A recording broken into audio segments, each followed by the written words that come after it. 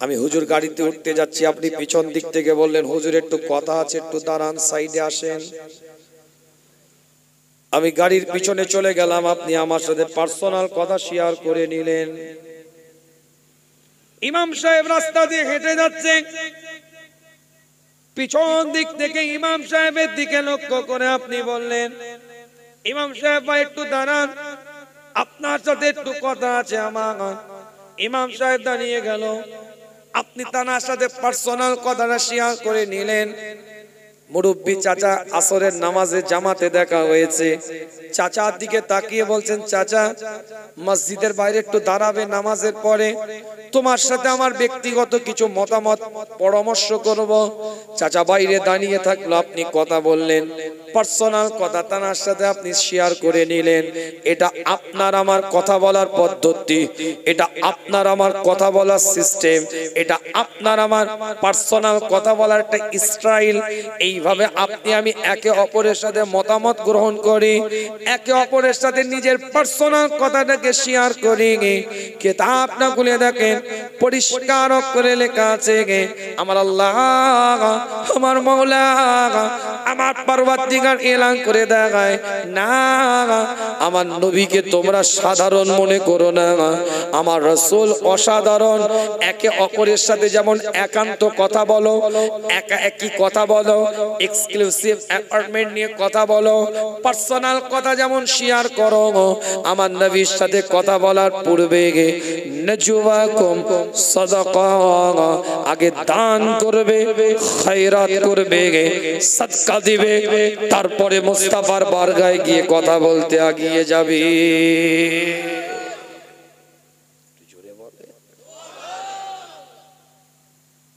আর এই মৌলী সাহেব বলছে আমিও যা নবীও তাই। এই মসজিদের ইমাম বলছে ও সব এক। কি কথা ঠিক না? ফেসবুকে পোস্ট দেখে নিলেন ও সব কোনো আলাদা নয়, বিষয় সব এক। ছোট্ট একটা প্রশ্ন করি আপনাদেরকে, আপনার কলমা কি আমার কলমা কি? গোটা পৃথিবীর বুকে বর্তমানে 200 কোটি ঈমানদার আছে, 200 কোটি মুসলমানের কলমা কিন্তু লা ইলাহা ইল্লাল্লাহ মুহাম্মাদুর রাসূলুল্লাহ।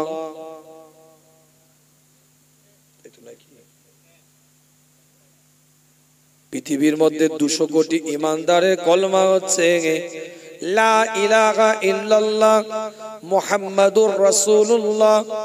আর আমার নবীর তাহলে কলমাটা কি বলতে হবে, নালে আর ওয়াজ করব। মেজ হুজুরের ওয়াজ শোনা লোক বসে আছে, আছে না নেই? বসে আছে, কথা বলেন না কেন? ভুল বললাম? ছোট হুজুরের ওয়াজ শোনা লোক বসে আছে এই মাহফিলে। মেজ হুজুরের 2-4টে হয়তো দুটো কি একটা পাওয়া যাবে, ছোট হুজুর পীর কিবলার আরেকটু হয়তো বেশি পাওয়া যাবে।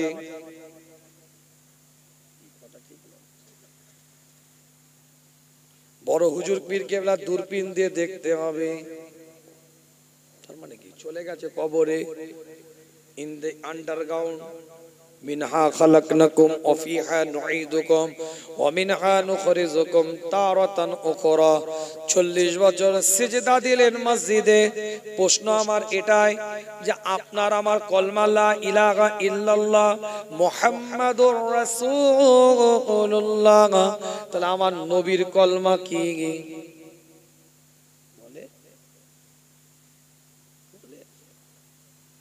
সাহস করে বলেন। আমি কিন্তু আয়াত বলে দিয়েছি, এর আগে একটা আয়াত বলেছি, মনে থাকলে বলতে পারবেন, প্রশ্ন উত্তর পেয়ে গেছেন আপনি আগে।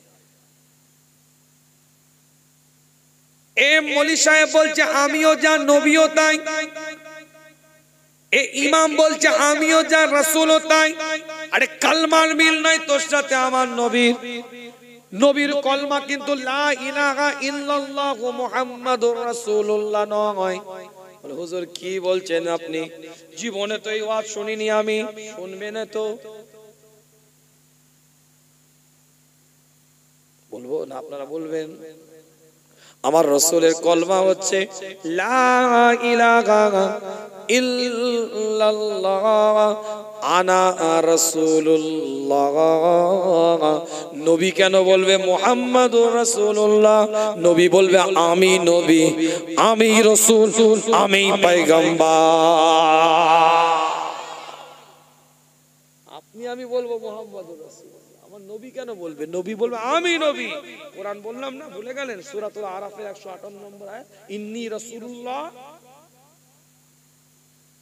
আমার কথা অসুবিধা হচ্ছে নাকি আপনার? আবার প্রশ্ন করি আপনাদেরকে, আপনার আমার প্রত্যেকের নামাজ বর্তমানে পৃথিবীর বুকে 200 কোটি ইমানদারের নামাজ হচ্ছে 5 ওয়াক্তের নামাজ, কিন্তু আমার নবীর ক ওয়াক্তের নামাজ একটু বলতে হবে। কি হলো নবীর ক ওয়াক্তে? দুট মিয়া এই শিখলে, হ্যাঁ মাশাআল্লাহ। আপনার আমার নামাজ হচ্ছে 5 ওয়াক্তের। ফজর পড়ি, জোহর পড়ি, আসর পড়ি, মাগরিব পড়ি, এশা পড়ি। আর আমার নবীর জন্য, আপনার আমার জন্য আল্লাহ যেটা নফল করেছে, কিয়ামুল লাইল, রাতের নামাজ, তাহাজ্জুদের ওয়াক্তে যে আপনি দাঁড়িয়ে যান, আপনার ইচ্ছা জাগলে আপনি দাঁড়াতে পারেন। আল্লাহ ইবাদতের সওয়াব দিবে, আল্লাহ আপনার সিজদাকে কবুল করবে, আপনার তাসবিহকে কবুল করবে, আপনার চোখের পানিকে আল্লাহ কবুল করে নিবে, আল্লাহ আপনাকে নিয়ামত দিয়ে দিবে।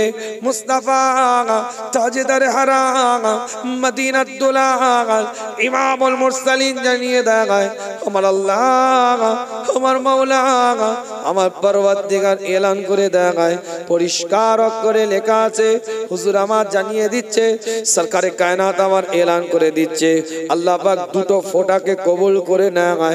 একটা ফোঁটা হচ্ছে শহীদের রক্তের ফোঁটা, ইসলামের জন্য, শরিয়াতের জন্য, ইসলামের দ্বীনের জন্য নিজের রক্তটাকে বইয়ে দিয়েছে, এই রক্তের ফোঁটাকে আল্লাহ কবুল করে। আর দ্বিতীয় নাম্বার, বান্দার তাহাজ্জুদের ওয়াক্তে আল্লাহ দরবারে চোখের পানির ফোঁটা, এই দুটো ফোঁটাকে আল্লাহ কবুল করে নেয়।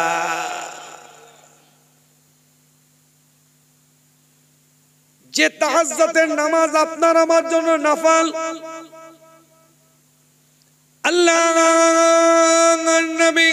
নবী মুহাম্মদুর রাসূলুল্লাহ সাল্লাল্লাহু আলাইহি ওয়াসাল্লামের জন্য আল্লাহ পাক ফরজ করে দিয়েছে, আপনার আমার জন্য 5 ওয়াক্তের নামাজ ফরজ। আর আমার নবীর জন্য আমার আল্লাহ 6 ওয়াক্তের নামাজকে ফরজ করে দিয়েছে। জোরে বলেন, আরো জোরে বলে। আল্লাহ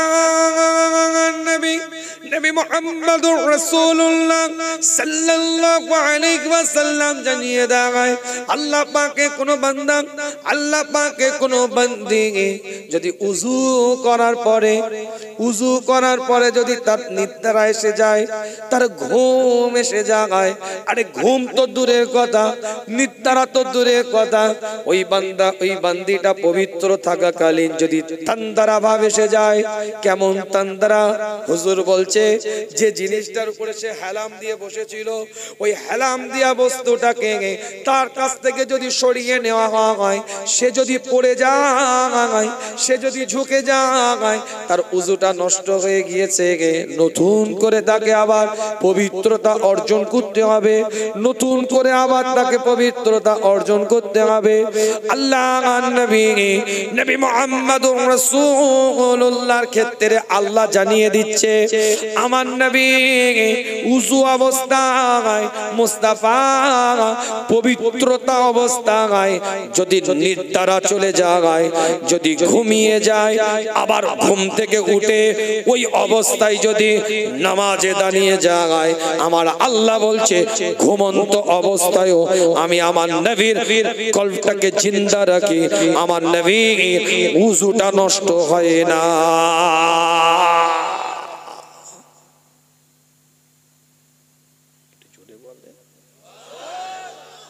জোরে বলে, তোমার নবীর কথা বলছি। মৌলী সাহেব বলছে আমিও যা নবীও তাই, ঘুমো না, নামাজ পড়, খবরে ঢুকো, থেতু করে বেরোবে। কথা ঠিক বলছি না? কেটে দেন আপনি দলিল দিয়ে, আমাকে বুঝিয়ে দিতে হবে, লজিক্যালি কথা বলছি, আমি তো বানিয়ে কিছু বলছি না রে বাবা, শরিয়াতের মাসলার দলিল দিচ্ছি। আল্লাহ নবী মুহাম্মদুর রাসূলুল্লাহ সাল্লাল্লাহু আলাইহি ওয়াসাল্লামের উপরে এক একটা কোরআনের আয়াতকে নাজিল করতে থাকে আমার আল্লাহ। যে আলোচনা করছিলাম সূরাতুল মুজাদিলা থেকে ব্যাখ্যাটা এইদিকে নিয়ে আসতে চেয়েছিলাম, তাফসীর দিয়ে কিছু কথা বলতে চেয়েছিলাম আপনাদের খিদমতে। 12 নম্বর আয়াতের মধ্যে আল্লাহ জানিয়ে দিলেন, কত সুন্দরভাবে এলান করে দিচ্ছে আমার আল্লাহ, আমার মাওলা, আমার পরওয়ারদিগার এলান করে দেয়, যদি তোমাদের ওই অবস্থায় ইসলাম কার উপরে কিছু চাপিয়ে দেয় না, আল্লাহ যেমন কোরআনের মধ্যে বলছে নবীর সাথে একা একই দেখা করতে গেলে, একান্ত ভাবে হুজুরের সাথে সাক্ষাৎ করতে গেলে তোমাদের দান করতে হবে, খায়রাত করতে হবে, সদকা করতে হবে। আল্লাহ জানে আবু বকর দিতে পারবে, আল্লাহ জানে উমর দিতে পারবে, আল্লাহ জানে উসমান দিতে পারবে, সবাই তো দিতে পারবে না। তাই আমার আল্লাহ সঙ্গে সঙ্গে আয়াত দিয়ে জানিয়ে দিচ্ছে, ইসলাম কারোর উপরে কোনো কিছু চাপিয়ে দেয় নাই, ইসলাম কারোর উপরে কোনো কিছু প্রেসার ক্রিয়েট করে নাই। ইসলাম বলছে আপনি দাঁড়িয়ে নামাজ পড়েন, শরিয়াত আপনাকে বলছে দাঁড়াতেই হবে, ফরজ আপনার জন্য দাঁড়ানোটা নামাজে, কিন্তু আপনার শরীর যদি দাঁড়াতে না পারে, ইসলাম শরিয়াত বলছে আপনি বসে নামাজ আদায় করেন, আমি আল্লাহ ওই নামাজটাকেও কবুল করে নেব। আপনি যদি বসে বসে নামাজ নাও পড়তে পারেন, শরিয়াত বলছে আপনি শুয়ে পড়েন, আপনি শুয়ে থাকেন, আপনি শুয়ে শুয়ে ইশারা ইঙ্গিতে নামাজ আদায় করেন, আমি আল্লাহ ওই নামাজটাকেও কবুল করে নেব। এটা শরিয়াতের বিধান। ইসলাম কারোর উপরে কোনো কিছু চাপিয়ে দেয় না, ইসলাম কারোর উপরে কোনো কিছু প্রেসার ক্রিয়েট করে না।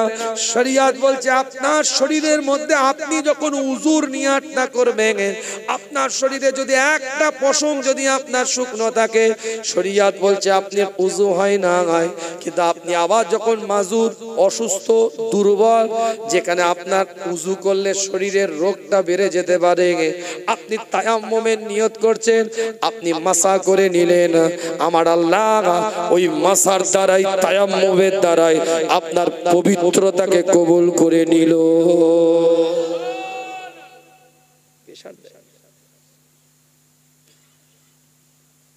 আল্লাহ নবী মুহাম্মদুর রাসূলুল্লাহ সাল্লাল্লাহু আলাইহি ওয়াসাল্লাম কাফেলা নিয়ে গিয়েছেন রাস্তা ও সফরের মধ্যে। আল্লাহ নবীর একজন সাহাবা হযরত আসলা রাদিয়াল্লাহু তাআলা আনহু, তিনার দায়িত্ব হচ্ছে কাফেলার মধ্যে আমার রাসূল যে উটের উপরে অবস্থান করবে, সেই উটের উপরে বিছানাটাকে সুন্দর করে সাজিয়ে দিবে, বিছানাটাকে পরিপাটি করে দিবে, লাকড়িগুলোকে সুন্দর করে সাজিয়ে দিবে, লাকড়িগুলোকে সুন্দরভাবে পরিপাটি করে দিবে। হযরত আসলা রাদিয়াল্লাহু তাআলা আনহুর এই দায়িত্ব। আল্লাহ নবী সাহাবা হযরত আসলা রাদিয়াল্লাহু তাআলা আনহু হঠাৎ করে একটু নাপাকি হালাতে চলে গেছেন, চিন্তা করছে এই কনকনে শীতের মধ্যে আমি উযু করব কি করে, আমি গোসল করব কি করে, আমি পবিত্রতা অর্জন করব কি করে, আমি যতক্ষণ পর্যন্ত গোসল না করি আমার নবী সফরে বেরোবে, হুজুরের বিছানাতে হাত দেব কি করে নাপাকি হালাতে, হুজুরের বিছানাতে টাচ করব কি করে নাপাকি হালাতে। আল্লাহ নবী মুহাম্মদুর রাসূলুল্লাহ সাল্লাল্লাহু আলাইহি ওয়াসাল্লাম এলান করে দেয়, কিতাবটা খুলে দেখেন ওই সাহাবা ইকরাম হুজুর এলান করছে একজন আনসারী সাহাবাকে, যাও তুমি আমার নবীর বিছানাটা একটু ঠিক করে দাও, আমার রাসূলের বিছানাটাকে একটু পরিপাটি করে দাও। কাফেলা অনেক দূরে চলে গেছে, এই সাহাবা একটু উষ্ণ গরম পানি দিয়ে উযু গোসল করেছে, পবিত্রতা অর্জন করেছে, নবীর কাফেলার পিছনে ছুটতে আরম্ভ করে দিয়েছে। আল্লাহ নবী মুহাম্মদুর রাসূলুল্লাহ সাল্লাল্লাহু আলাইহি ওয়াসাল্লাম দূর থেকে লক্ষ্য করেছে হযরতে আসলাকে। হযরতে আসলা রাদিয়াল্লাহু তাআলা আনহুর দিকে লক্ষ্য করে হুজুর এলান করে দেয়, আসলা তাল এখানে তুমি আসো। কিতাবের রিওয়ায়াতের মধ্যে পাওয়া যায় আল্লাহ নবী হযরতে আসলার দিকে তাকিয়ে বলে, আজকের বিছানাটা ভালো হয়নি কেন? আজকের বিছানাটা তুমি সুন্দর করুনি কেন? আজকের বিছানাটা তুমি পরিপাটি কেন করে দাওনি আমাকে? লাকড়িগুলোকে কাঠগুলোকে ভালো করে কেন তুমি সাজিয়ে দাওনি? হযরতে আসলা বলে, হুজুর আমি নাপাকি হালাতে ছিলাম, এই শীতের মধ্যে গোসল চটজলদি করতে পারি নাই হুজুর। আমি একজন আনসারী সাহাবাকে দায়িত্ব দিয়েছিলাম আপনার বিছানাটাকে সুন্দর করে পরিপাটি করে দেওয়ার জন্য। হুজুর নাপাকি হালাতে আপনার বিছানায় হাত দেওয়ার সাহস আমি আসলার হয় নাই। আল্লাহ পাকের এই শব্দটা এতটাই পছন্দ হয়ে গিয়েছে, আমার আল্লাহ আমার মাওলা আমার পরওয়ারদিগারের এই শব্দটা এতটাই পছন্দ হয়ে গিয়েছে, আমার রাসূলের আদাবের দিকে লক্ষ্য করে আল্লাহ পাক জানিয়ে দিলেন, এই জিবরাইল যা জমিনের মধ্যে গিয়ে আমার নবীকে এলান করে দে, মুস্তাফাকে জানিয়ে দে হযরত আসলার আদবের ওসিলায় আমি আল্লাহ আজ থেকে উম্মতে মুহাম্মাদির জন্য তায়াম্মুমকে বৈধ করে দিলাম। বুখারী রিওয়ায়াত বললাম, মুসলিমের রিওয়ায়াত বললাম, আবু দাউদের রিওয়ায়াত বললাম, যে জায়গায় তায়াম্মুমের হুকুম শরীয়তে এসেছে সেই জায়গায় এই হাদিস এসেছে। হযরত আসলার আদবের ওসিলায় তায়াম্মুমের হুকুম উম্মতে মুহাম্মাদির জন্য আল্লাহ দিয়েছে। জুড়ে বলে ইসলাম প্রেসার ক্রিয়েট করে না, ইসলাম আপনাকে ছাড় দিয়েছে। আল্লাহ নবী মুহাম্মদুর রাসূলুল্লাহ সাল্লাল্লাহু আলাইহি ওয়াসাল্লাম মদিনাতুল মুনাওয়ারায় হুজুর যখন প্রবেশ করলেন, ছোট্ট ছোট্ট করে আলোচনাটাকে আগিয়ে নিয়ে যাচ্ছি আপনাদের খিদমতে। আল্লাহ কত সুন্দরভাবে আয়াত দিয়ে বুঝিয়ে দিচ্ছে, যদি তোমাদের দ্বারাই যদি এই যালিকুম খায়রুল লাকুম ওয়া আতহার, তোমরা যদি দান করতে পারো, তোমরা যদি খয়রাত করতে পারো, তোমরা যদি সাদকা করতে পারো, এটা তোমাদের জন্য পরিশোধক, এটা তোমাদের জন্য উত্তম। যালিকুম খায়রুল লাকুম ওয়া আতহার, এটা তোমাদের জন্য ভালো, এটা তোমাদের জন্য পরিশোধক। আমার আল্লাহ কোরআন দিয়ে জানিয়ে দেয়, ফাইন লাম তাজিদু ফাইন্নাল্লাহা গফুরুর রহিম, যদি তোমাদের দ্বারা সম্ভব না হয় আমি আল্লাহ পাক জানিয়ে দিই, আমি আল্লাহ তোমাদেরকে ক্ষমা করে দেব। জীবনের নীতিমালা তৈরি করেন, 63 বছরের নবীর জীবন, সেই জীবনটা যদি আপনার জীবনে বাস্তবায়ন করতে পারেন, আমার নবীর 63 বছরের জীবনে একটাও মিথ্যা ছিল না। আমার নবীকে যদি বাড়ি পর্যন্ত নিয়ে যেতে পারেন, এই প্যান্ডেলের মধ্যে নয়, এই জায়গার মধ্যে সীমাবদ্ধ করলে হবে না, রাসূলকে বাড়ি নিয়ে যেতে হবে। শুধু প্যাকেটটা তাবারুকে নিয়ে গেলে হবে না, হুজুরের আদর্শকে বাড়ি পর্যন্ত নিয়ে যেতে হবে। তাহলে আপনার বাড়িটা জামাতের নামাজের মানুষ তৈরি হবে। কি কথা ঠিক না? পৃথিবীর মধ্যে এখন সব থেকে মানে কষ্টদায়ক যেন মনে হচ্ছে মুসলমানদের কাছে, সেটা হচ্ছে জামাতের সাথে নামাজ পড়া। আমার অ্যানালাইজ বলছে, আমার চিন্তাধারা বলছে, এরা সব করতে পারবে, কিন্তু একটু মসজিদে গিয়ে সেজদা দিতে এদের যেন বিরাট কষ্ট। কি হচ্ছে দেখেন না, মসজিদগুলো বিরান হয়ে যাচ্ছে। আর এই যে মাঘ মাস পৌষ মাসে হয়ে গেল, মুয়াজ্জিন তো ঘরে মাইক নিয়ে ওখানে শুয়ে শুয়ে মেরে দিলেও কোনো অসুবিধা নেই, কেউ তো নেই, গড়ের মাঠ হয়ে গেছে, ধুধু করছে। কি ভাই কথা ঠিক না? সলিমউদ্দিন, কলিমউদ্দিন, আব্দুল সাত্তার, মাঝে মাঝে চাচাও টলমলো ভাব, 3টে 4টে 2.5টা 3.5, এই তো সংখ্যা। 3:30 নামাজি আবার কোথা থেকে এলো? মানে কিছু তো নামাজি আবার বসে পড়ছে, দাঁড়াতে পারছে না, তাকে অর্ধেক ধরতে হচ্ছে। এই কথা বলেন আমার কথা কিছু বুঝতে পারছেন না? একটা কাতার তো ভরা মানে বিরাট ব্যাপার। যুবকগুলো কোথা? যুবকগুলো মেসেঞ্জারে পড়ে আছে, হোয়াটসঅ্যাপে পড়ে আছে। নতুন একটা আমদানি হয়েছে পরকিয়া, 2 ছেলের মা 3 ছেলের বাপকে ভালোবেসে বসে আছে। এই কথা বলেন না কেন? বহুদিনের পুরনো সম্পর্ক ছিল, বাপ মা বলেছে এখানে বিয়ে করলে, পয়সাওয়ালা দেখেছে, বিয়ে হয়ে গেছে, পরে আবার ফেসবুকে যোগাযোগ হচ্ছে। এখন কত কিছু বুঝতে পারছেন? তাকে তো টাইম দিতে হবে, 10 বছর আগে টাইম দিয়েছে তাকে, হাড়ির খবর জানে, টাইম দিচ্ছে। টুকটুক করে এবার যোগাযোগ হচ্ছে, ফোন থেকে সাথ থেকে পার্কে, পার্ক থেকে ঘুরতে। এই কথা বলে না কেন? শরিয়াতের মাপকাঠিতে যদি আমাদের পরিবার, আমাদের ফ্যামিলি গুলো চলতো, তাহলে এসব জিনিস তৈরি হতো না। খালাতো বোন কে ভালোবেসেছে খালাতো ভাই, বা মামাতো ভাইকে ভালোবেসেছে ফুফুতো ভাই। এই যে রিলেশন যেটা হয়ে গেছে, এরও বিয়ে এক জায়গায় হয়ে গেছে, তারও বিবাহ আর এক জায়গায় হয়ে গেছে। এবার যদি শরিয়াতের মাপকাঠিতে দুজনই পর্দা করত, কথাটা ভালো করে বুঝবেন, যেটা হবার হয়ে গিয়েছে, এইচএস এর আগে মাধ্যমিকে কি গ্র্যাজুয়েশন একটা হয়ে গেছে, এরও এক জায়গায় বিবাহ হয়ে গেছে, তারও এক জায়গায় বিবাহ হয়ে গেছে, মাঝখানে 10 বছর 12 বছর একটা ডিসটেন্স তৈরি হয়ে আছে। এরও কোলে 2টো ছেলে, ওরও কোলে 2টো ছেলে। এখন যদি উভয় শরিয়াতের মানচিত্রে, শরিয়াতের রীতিতে, শরিয়াতের নিয়মতান্ত্রিক যদি পর্দা করত, তাহলে তার বিয়ে বাড়িতে গিয়ে দেখা দেখি হতো না, চোকাচোকি হতো না, আর নতুন করে আর উতলাতো না। আমার কথা কিছু বুঝতে পারছেন না? বুঝতে পারবেন। কারো একটা বিয়েতে দেখা হয়েছে আত্মীয় স্বজনে, ডিজেতে ড্যান্স চলছে, ইনিও ওনাকে দেখে নিল, তিনিও ওনাকে দেখে নিল, পুরনো ফ্ল্যাশব্যাক, ব্যাকগ্রাউন্ড রঙিনে চলে গেল।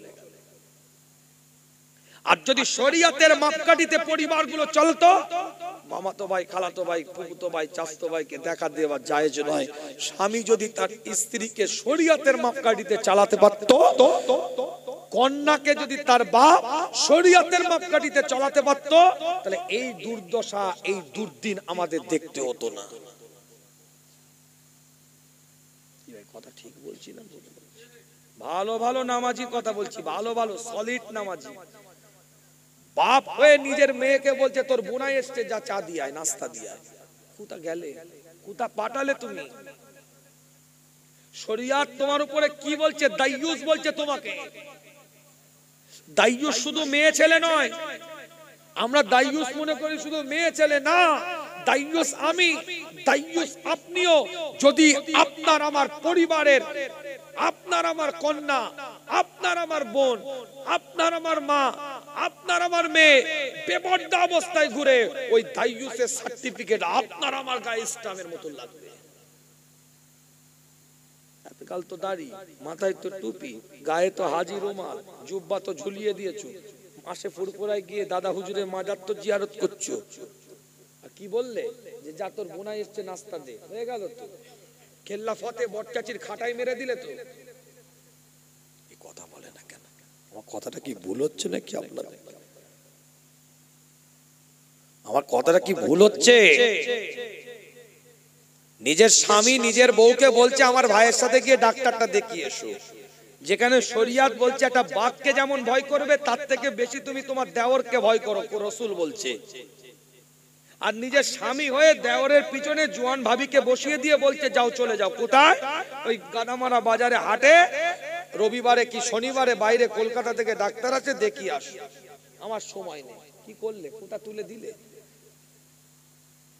আমার কথাটা ভালো করে বুঝবেন, রাগ করবেন না আমার কথায়। রাগ করলে তাহলে পরিবারের পরিবেশ তৈরি করতে পারবেন না। আমি যদি ভুল বলি, আপনি আমার কথা কেটে দেন, কান ধরে মাপ চেয়ে যাবো, অন রেকর্ড মাপ চেয়ে নেব কান ধরে। আর যদি আমি শরিয়াত অনুযায়ী কথা বলি, আপনাকে মানতেই হবে, যদি আপনি শরিয়াতের ছাত্র হয়ে থাকেন। আপনি যদি আমার স্কুলের ছাত্র হন তাহলে আপনাকে মানতেই হবে, আপনি আমার স্কুলের রুলস। তাহলে আপনি যদি শরিয়াতের ছাত্র হন তাহলে শরিয়াতের আইন আপনাকে মানতে হবে। নাটক করলে হবে না, অভিনয় করলে হবে না, ড্রামাবাজি করলে হবে না। ইসলাম তোমার বাবার সম্পত্তি নয়, যা ইচ্ছা তাই মনে করবে।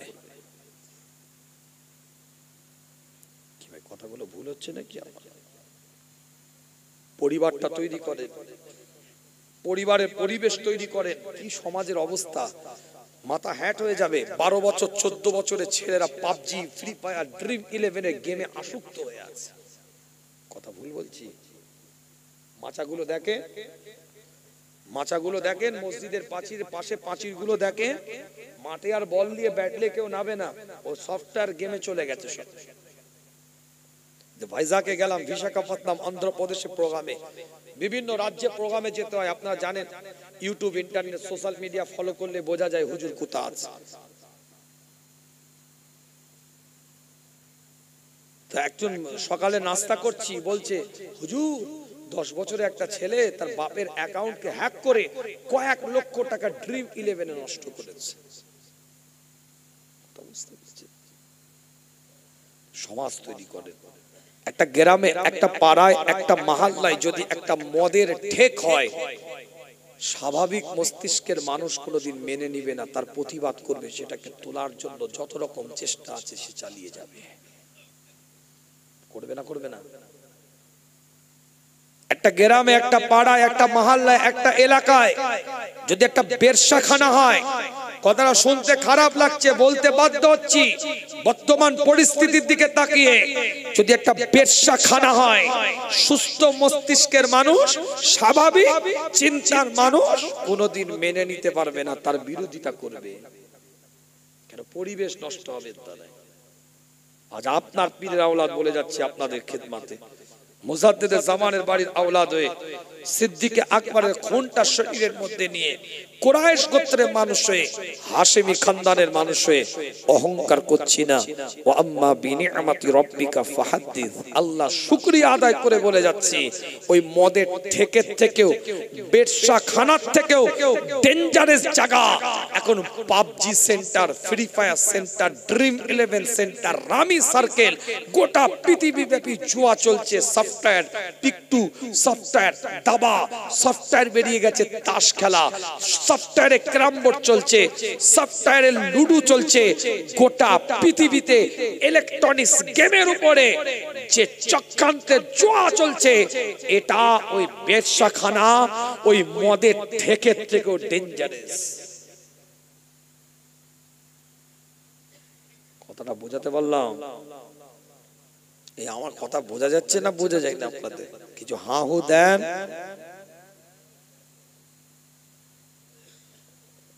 আলোচনা বোঝার চেষ্টা করেন, আলোচনা নেওয়ার চেষ্টা করেন।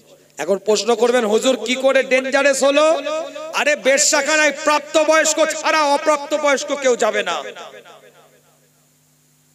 যার ফিজিক্যাল রিলেশন করার চাহিদা আছে, সেক্স করার চাহিদা আছে, তারা যাবে। যারা বুঝে, অপ্রাপ্তবয়স্ক কেউ ফিজিক্যাল রিলেশন করতে যাবে না। একটা পুরুষ একটা মহিলার সংস্পর্শে যাওয়ার পরে যে ফিলিংসটা হয়, সেই ফিলিংসটা যার হয়েছে, যে প্রাপ্তবয়স্ক তার হবে, সে বেশ্যাখানায় যাবে, অপ্রাপ্তবয়স্ক যাবে না।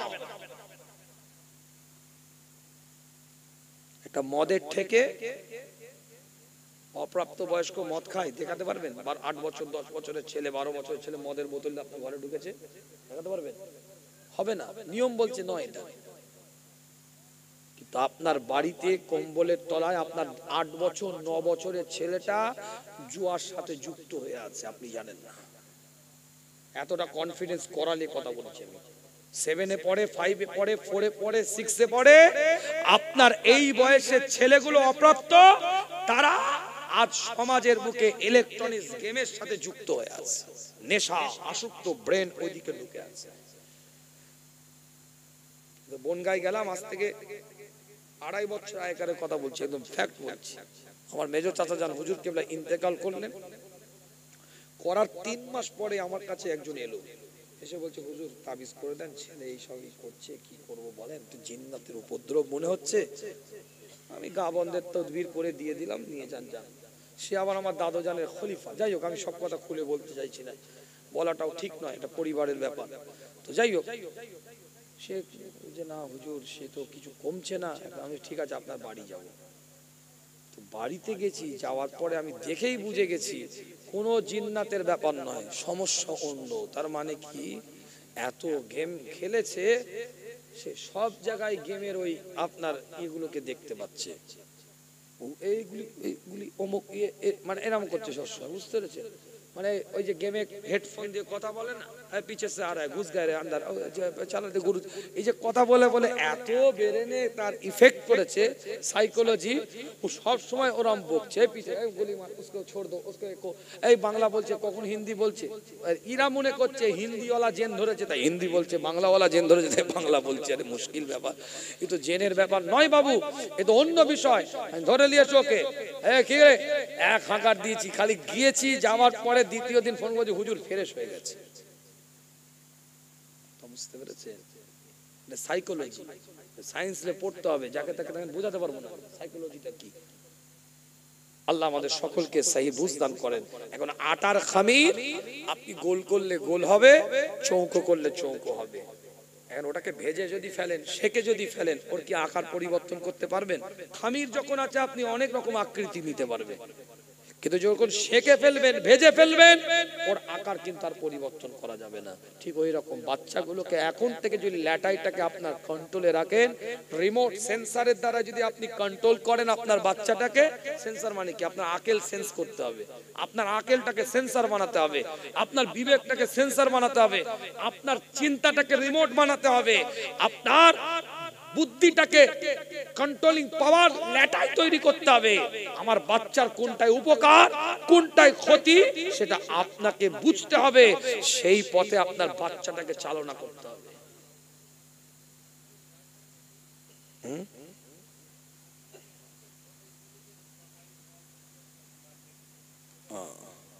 আল্লাহ পাক কবুল করেন, ওটা ভিন্ন বিষয়। ওটা হোয়াটসঅ্যাপে পাঠাক, অসুবিধা নেই। হোয়াটসঅ্যাপ মা চালাক না, হোয়াটসঅ্যাপ বাপ চালাক না, হোয়াটসঅ্যাপ ছেলের হাতে চলে যাচ্ছে কেন? আল্লাহ পাক সকলকে কবুল করেন, সকলে বলেন আমিন। জোরে বলা যাবে না আমিন?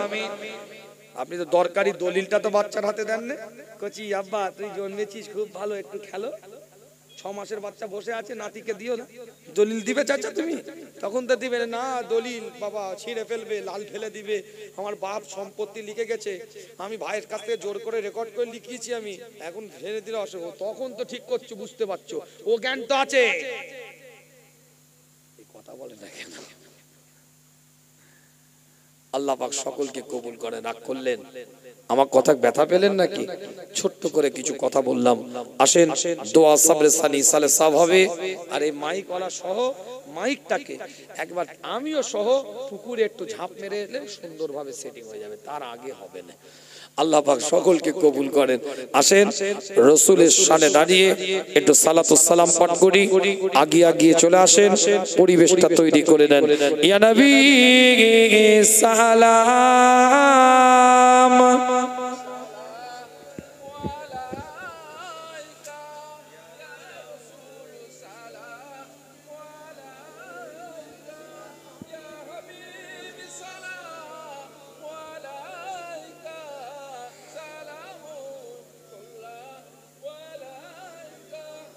আগে আগে আসেন, অনেক খালি জায়গা আছে, আগে আসেন। এই ভিতরে ঢুকেন, ভিতরে ঢুকেন। একটু জানাজার মতন কাতার দেন, জানাজায় যেমন দাঁড়ায় একটু কাতার দেন। কার জানাজা পড়াবো পরের কথা, বিরিয়ানি জানাজা পড়াবো, কাতার দেন। অনেক মুরগি মার্ডার করেছেন আপনারা, ওদের জানাজা পড়াতে হবে, কাতার দেন। মুরগির বিরিয়ানি করেছেন, অনেক মুরগি মার্ডার করেছেন, ওদের জানাজা পড়াবো, কাতার দেন, কাতার দেন। সোজা দেন না, কাতার এরম জানাজায় দেন, একটু আগে পিছু হয়ে কাতার দেন না। জানাজায় যেমন দাঁড়ায় একটু আগিয়ে এসো, আগিয়ে এসো, আগিয়ে এসো। কাতার সোজা না হলে মুরগি মার্ডার করেছো, জানাজা পড়ানো হবে না। বহু মুরগি মার্ডার করেছো তোমরা, চলে এসো, কাতার দাও। সোজা করো না কাতারটা, মুরগি খেবে যাবে। এগিয়ে এসো। আল্লাহ পাক কবুল করেন, সকলে বলেন আমিন। জোরে বলা যাবে আমিন? তাড়াতাড়ি নিয়ে ঘর যাওয়া ধান্দা করছে, আর ঢুকে ভিতরে ওয়াজ শুনতে ঢুকে না, আর বিরিয়ানি খেতে নিতে ঢুকে। আল্লাহ পাক কবুল করেন। একটু আগিয়ে আসেন, ওখানে গ্যাপ হয়ে গেল কেন? আগিয়ে আসেন না, বন্ধু বান্ধব মিলেমিশে আগিয়ে আসেন। জড়িবটি করে ফেলছেন কেন? একটু সোজা হয়ে দাঁড়া, আল্লাহ পাক কবুল করে। সকলে বলেন আমিন। আরো জোরে বলা যাবে আমিন, চিৎকার দিয়ে বলা যাবে আমিন। আমার কথায় রাগ করলেন, কষ্ট পেলেন? একটা পয়েন্টের উপরে, যেহেতু নবী দিবস, আমার হুজুরের শানের উপরে কিছু কথা বলেছি, তারপরে এটুকুনি বুঝিয়েছি রসুলের আদর্শ বাড়ি নিয়ে যান, আল্লাহ কবুল করবেন, আল্লাহ নিয়ামত দিবে, আল্লাহ মর্যাদা দিবে। আল্লাহ আমাদের সকলকে কবুল করেন। সকলে বলেন আমিন। আপনার খুশি না বেজার? খুশি না বেজার? কে কে খুশি একটু হাতটা তুলেন তো। মাশাআল্লাহ, একটা তাকবীর দেন, নারায়ে তাকবীর। সকলে মিলে একসাথে বলেন নারায়ে তাকবীর, নারায়ে তাকবীর।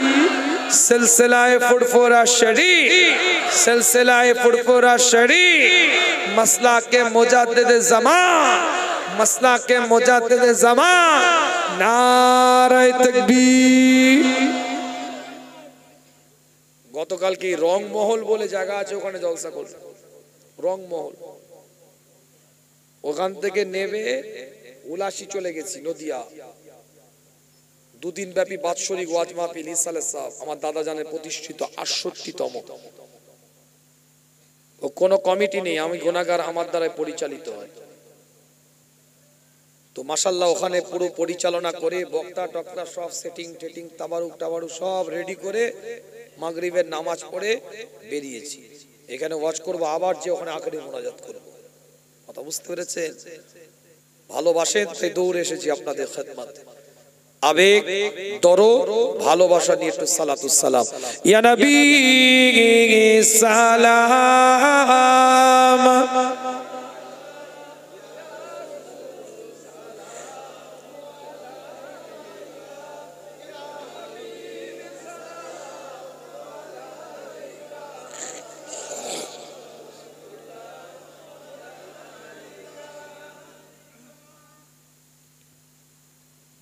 আমার নবী আসিলেন মক্কায়,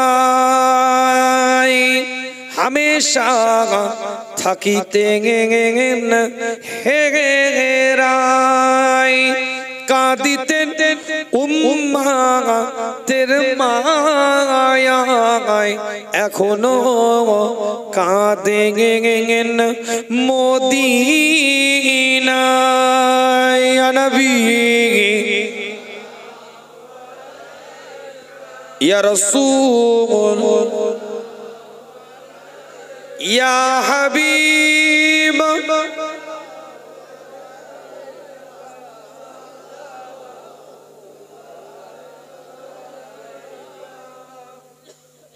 आपका तशरीफ लाना, वक्त भी कितना सुहाना, नूर से जगमगा उठा ज़माना, उड़ेगा तीथी ताराना।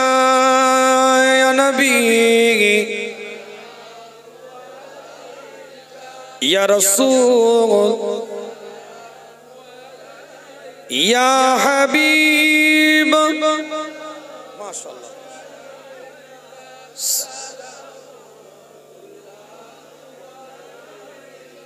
जब नबी पैदा हुए थे,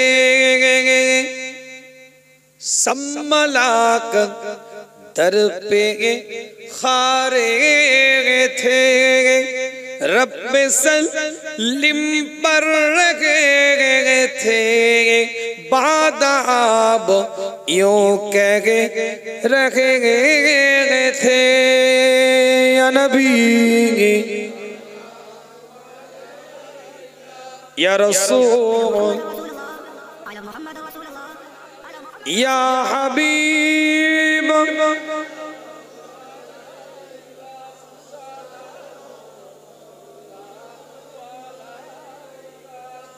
আপনার নাম কোরআনের পাতায়,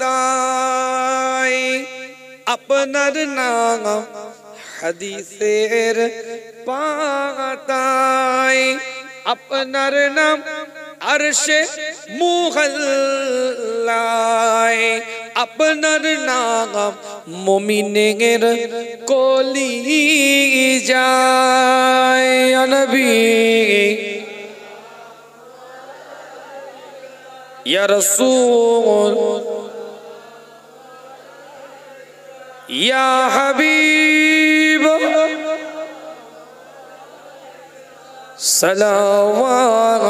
সালাওয়াতুল্লাহ আলাইকা।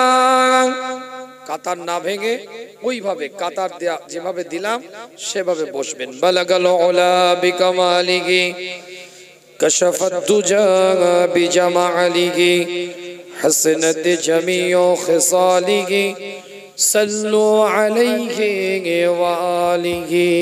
বালাগাল উলা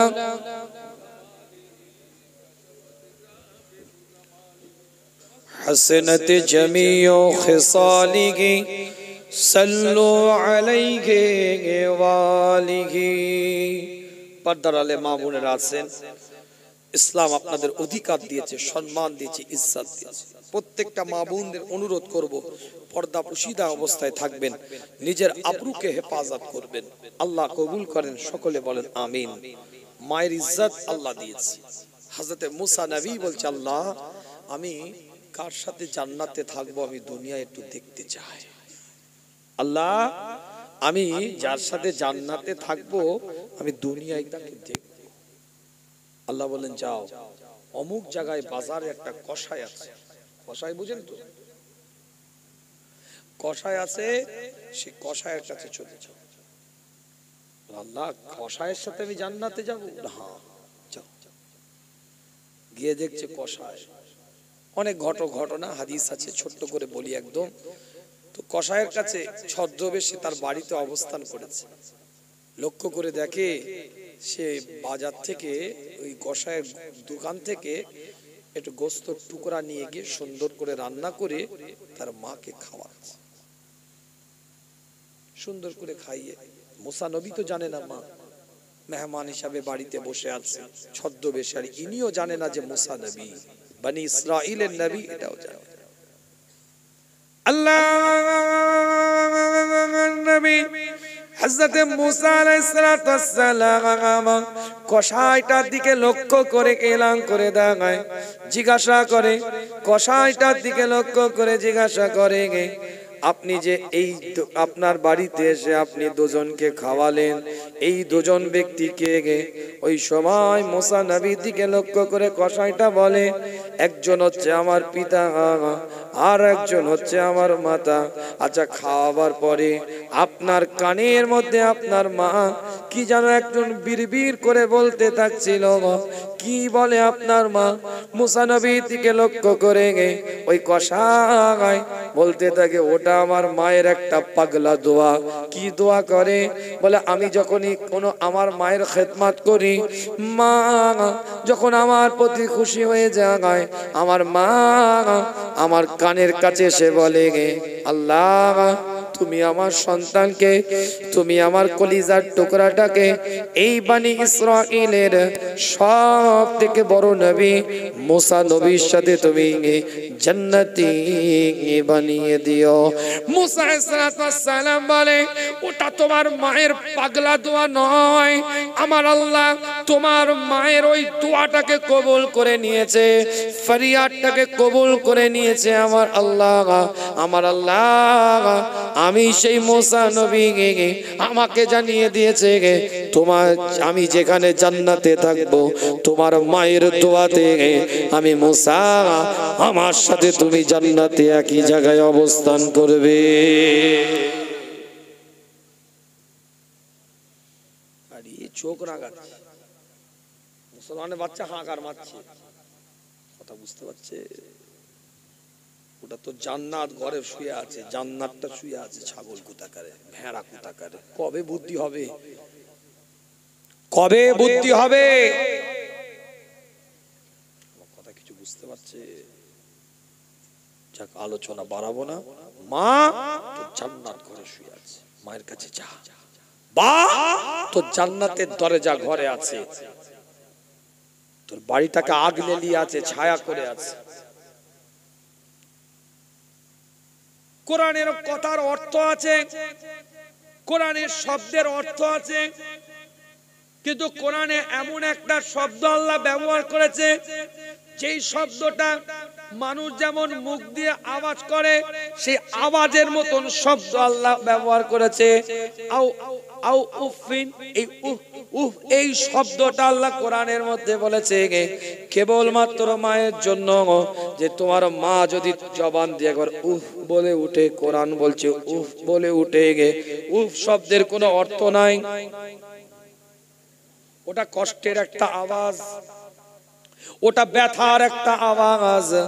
উফ শব্দটার কোনো কিন্তু অর্থ নাই।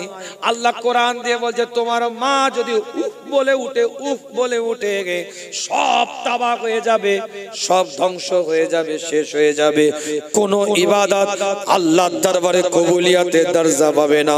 নামাজ, রোজা, হজ, যাকাত, ইবাদত, বান্দেগি, রিয়াজত, মুরাকাবা, মুশাহিদাত, তাজকিয়া নফস, আত্মশুদ্ধি, জিকির, আজকার, ফিকির, রুকু, সিজদা, তাসবিহ, আপনি কি দেখাচ্ছেন? সব ইবাদতের মধ্যে একটা প্রশ্ন চিহ্ন আছে, কবুল হতেও পারে নাও হতে পারে, কবুল করতেও পারে আল্লাহ নাও করতে পারে, কিন্তু একটা ইবাদতের কোনো প্রশ্ন চিহ্ন নাই। তোমার মায়ের দোয়া আর তোমার মায়ের খেদমত কোনো প্রশ্ন চিহ্ন নাই, কবুল এমনি আগে হয়ে গেছে। 40 বছরে কি নামাজ দেখাচ্ছেন আপনি, কবুল হবে কোনো সিউরিটি আছে? আর খেদমত না করার আগে কবুল হয়ে গেছে। তুমি নিয়ত করেছো মায়ের খেদমত করবো, ওটাই লেখা হয়ে গেছে। জোরে বলবেন না। নিজের বাড়িতে মা পড়ে আছে, জীবনে এক প্লেট ফল কেটে নিয়ে খাওয়াই না, আর আমি হুজুর এসছি, বাপ রে বাপ, হুজুর কি খাবে? মুসাম্মি খাবে, কমলা লেবু খাবে, বেদানা খাবে, জম্মের খাওয়াচ্ছি হুজুর, খাবা কোথা করে? আরে খাওয়া অসুবিধা নেই, নাহলে আমরা আবার রোগা হয়ে যাব। ব্যাখ্যা ভুল নেবেন না আমার বক্তব্য। আপনার পরিবারের যে বিছানায় ঘুমিয়ে আছে মা, তার কাছে প্লেটটা ধরেন, শোনেন একটা ছোট্ট কথা বলে দিয়ে যায়। আপনি খেদমত যদি নাও করতে পারেন, মা ডাঁটো, ছেলে অসুস্থ আছে না নাই? আছে না নাই? তা ছেলে কি করে মায়ের খেদমত করবে? সব পাবে কি করে? যদি খেদমতই হয়, গা টিপতে হবে, পানি তুলে দিতে হবে, কথা লেগে বলছি, আই ইনকাম করে অর্থ হাতে দিতে হবে, কিছু ভালো মন্দ রেঁধে নিয়ে যে খাওয়া, ছেলেই হচ্ছে অসুস্থ, তো কি করবে? ইবাদত কি করে হবে? শুনে রেখে দেন, ওটাও ইবাদত। একটুখানি বুঝিয়ে দিই আপনাদেরকে। মা সন্তানের ঘরে এসেছে, ওই সন্তানটা মায়ের শুধু চেহারাটার দিকে তাকিয়ে আছে, কোনো খেদমত নয়, গা টিপা নয়, পা টিপা নয়, পানি তোলা নয়, হাদিয়া নয়, টাকা নয়, নজরানা নয়, ফল কিনে দেওয়া নয়, কোনো নয়, মায়ের চেহারাটার দিকে তাকিয়ে আছে। ওই তাকানোটাও বড় খেদমত, মকবুল হজের সওয়াবের দরজা।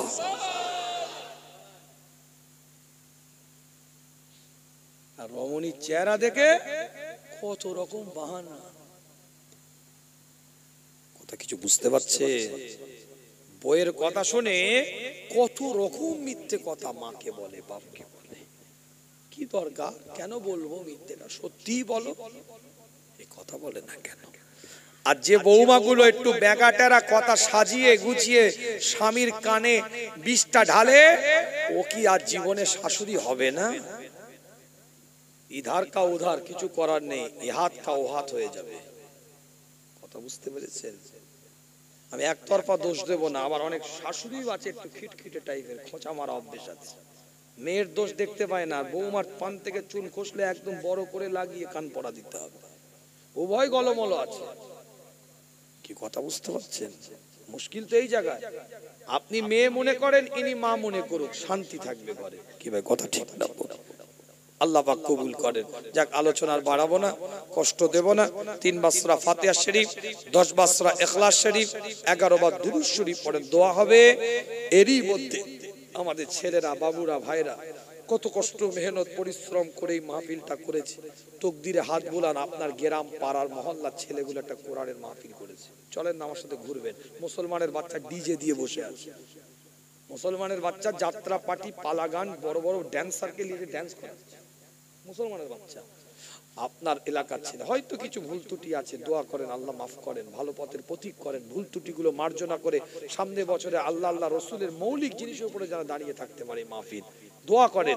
কিন্তু ছেলেগুলো করেছে একটা কোরআনের মাহফিল, কথা ঠিক না বলে মানে ওদের জন্য দোয়া করবেন, গুনাহগারের জন্য দোয়া করবেন। আমিও আপনাদের জন্য দোয়া করি। সকলে তেলাওয়াত করে নেন। যারা তাবারুক দিবে বাবু একটু প্রস্তুতি নিয়ে নাও, তোমরা দিতে শুরু করে দাও, প্রস্তুতি নিয়ে নাও। এতগুলো মানুষ মোনাজাতের মধ্যে মেনটেন না করতে পারলে আবার বিশৃঙ্খলা হয়ে যাবে।